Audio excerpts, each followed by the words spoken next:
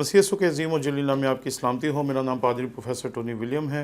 हमारे यूट्यूब के घराने के एक फ़र्द हैं जिन्होंने सवाल किया कि क्या फ़रिश्ते गुनाह कर सकते हैं। तो ये सवाल जितना छोटा है इसका जवाब उतना ही बड़ा हो सकता है, क्योंकि इसके पीछे बेशुमार हवाले, बेशुमार बातें और बेशुमार चीज़ें आपके सामने पेश करनी पड़ेंगी। लेकिन मैं कोशिश करूँगा कि हवाले कम से कम दूँ ताकि हमारा जो इस वीडियो का दौरानिया है वो ज़्यादा बड़ा ना हो सके। ये बात याद रखें कि खुदा ने जब फ़रिश्तों को बनाया तो फ़रिश्तों की जो एक ही किस्म थी जो खुदावंद के हुज़ूर थी, वो सब खुदा के खिदमत गुज़ार फ़रिश्ते थे। वो खुदावंद की खिदमत करते थे। फ़र्क ज़िम्मेदारियाँ थी जो वो अदा करते थे, और इन ज़िम्मेदारियों की अदायगी के सिलसिले में उन्हें बहुत सारे जो काम थे खुदा ने सौंपे हुए थे अपने हजूरी में।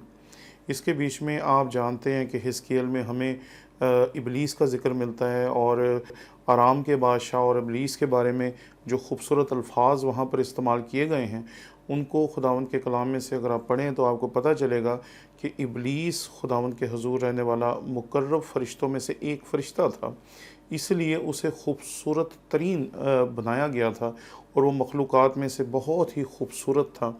उसके बीच में जो पत्थर लगाए गए थे, कभी खुदावंद ने मौका दिया तो एक एक पत्थर के बारे में आपकी खिदमत में अगर मैं अर्ज़ करूं तो फिर आपको पता चलेगा कि उसके सामने खुदावंद की हजूरी में खड़े होने के लिए, जब उसे सामने खड़ा करने के लिए तैयार किया गया तो उसमें बेहतरीन खूबसूरत पत्थर लगाए गए, ताकि जब वो खुदावंद के हजूर हो तो उसकी चमक दमक जो है वो कमाल हो। लेकिन यहाँ ये बात याद रखें कि तब खुदा ने फ़रिश्तों को आज़ाद मर्ज़ी दी थी।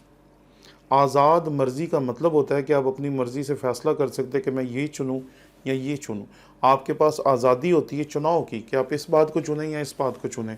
आप अपनी मर्ज़ी से कोई भी फ़ैसला कर सकते हैं। जैसे कि आज आप आज़ाद थे कि आप खुदावंद के घर में जाके परस्तिश करते या कोई और काम करते, क्योंकि आपके पास आज़ाद मर्ज़ी है।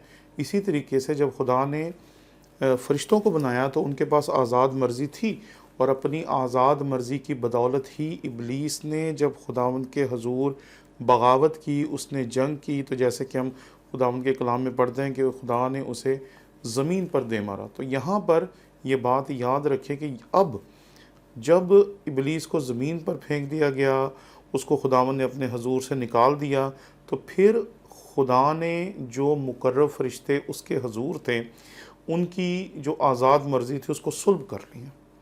और यहाँ पर हमारे सामने तीन तरह के फ़रिश्ते हमें दिखाई देते हैं। पहले वो जिनको गिराया गया, उनको गिराया गया लेकिन उन्हें कैद नहीं किया गया। ये बात याद रखें। जो इबलीस के फ़रिश्ते हैं, जो बदरवा हैं, जो आपके अक्सर लोगों में हमें देखने को मिलता है कि उनके अंदर बदरूएँ आ जाती हैं, वो दरअसल वो फॉलन एंजल्स ही हैं जिनको हम बदरवा कहते हैं। और वो झूठ बोलते हैं, वो किसी का भी नाम लेके कुछ भी कह देते हैं कि मैं फ़लाँ की रूँ, मैं फ़लाँ की रूँ। तो जितनी भी बदरवा आपके सामने आते हैं, ये तमाम वही गिराए हुए फ़रिश्ते हैं जिनको गिराया गया और जिनको ज़मीन पर फेंक दिया गया। ये इबलीस की फ़ौजें हैं जो उसके साथ मिलकर आपको और दीगर ईमानदारों को, हमें भी गुमराह करने की जो उनकी ज़िम्मेदारी है, जो उनकी कोशिश है, उसमें वो लगे हुए हैं। दूसरी किस्म के फ़रिश्ते वो हैं जिनको जब खुदा ने आसमान पे से गिराया तो इनको उसने कैद कर दिया। और जब आप खतूत पढ़ते हैं तो उसमें आपको वाज़ेह तौर पर मिलता है कि कुछ फ़रिश्ते गिराए गए और उनके साथ के कुछ फ़रिश्ते जो थे उनको कैद किया गया। इसलिए ये दो कैटेगरीज़ आपके ज़हन में हमेशा रहना चाहिए कि जो आज़ाद फ़रिश्ते हैं, यानी कि जो दुनिया में अभी शैतानी फ़ौजें हैं, वो फ़रिश्ते हैं जिनको खुदा ने गिराया लेकिन कैद नहीं किया।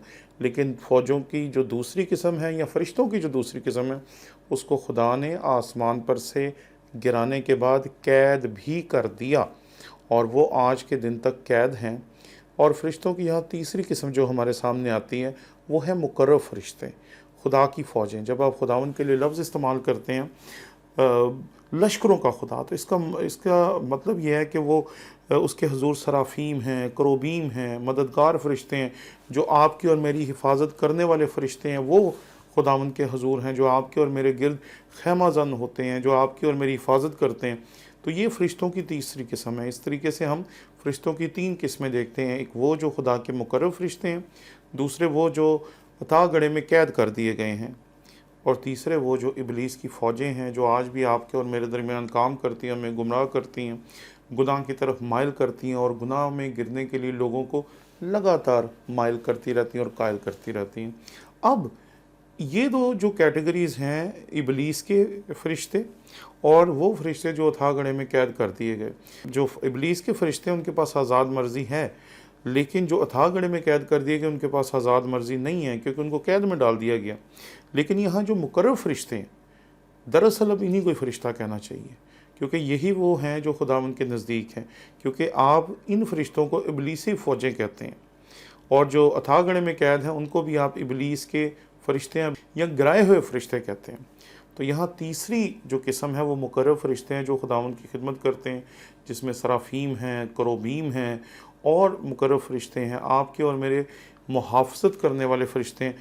इनके बारे में ये सवाल बनता है कि क्या ये फरिश्ते जिनके पास आज़ाद मर्ज़ी थी, क्या ये अब गुनाह कर सकते हैं? तो ये गुनाह नहीं कर सकते, क्योंकि खुदा ने इनकी आज़ाद मर्ज़ी को सुल्ब कर दिया और आज़ाद मर्ज़ी उनकी ख़त्म कर दी गई। जब उनकी आज़ाद मर्ज़ी ख़त्म हो गई तो ये सिर्फ़ ड्यूटीज़ दे सकते हैं, ये ज़िम्मेदारियाँ पूरी कर सकते हैं, सिर्फ़ वो काम कर सकते हैं जो खुदा उन्हें कहता है, उसके अलावा ये कोई और काम नहीं कर सकते हैं। इसलिए ये सवाल जो आपने किया, इसका जवाब ये है कि जो गिराए हुए फरिश्ते हैं उनके पास आज भी आज़ाद मर्ज़ी है, और वो जो भी उल्टा सीधा काम करना चाहे वो करते हैं, कर रहे हैं और करते रहेंगे।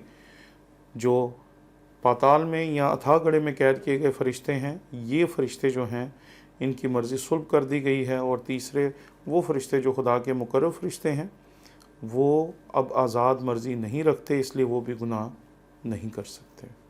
शुक्रिया।